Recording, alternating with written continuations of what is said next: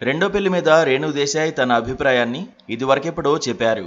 తన పిల్లలు కూడా తనను పెళ్లి చేసుకోమని అడుగుతున్నారని, కానీ తన పిల్లలు ఎదగాలని, వారింకా చిన్నపిల్లలే అని, వారి బాధ్యత తన మీదే ఉందని, అందుకే రెండో పెళ్లి ఇప్పుడే వద్దని నిర్ణయించుకున్నట్టుగా రేణు దేశాయ్ చెప్పారు. తాజాగా రేణు దేశాయ్ మరోసారి రెండో పెళ్లి మీద తన అభిప్రాయాన్ని తెలిపారు.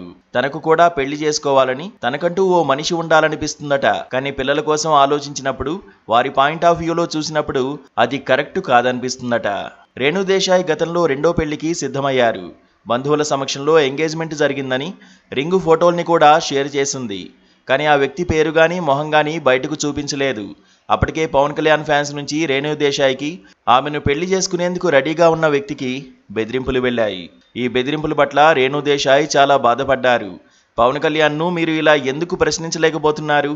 నేను ఇంకో పెళ్లి చేసుకుంటే మాత్రం ఇలా మాట్లాడుతున్నారే, నేనేమీ విడాకులు కావాలని కోరుకోలేదే అంటూ రేణు దేశాయ్ తన బాధను వెలిబుచ్చారు.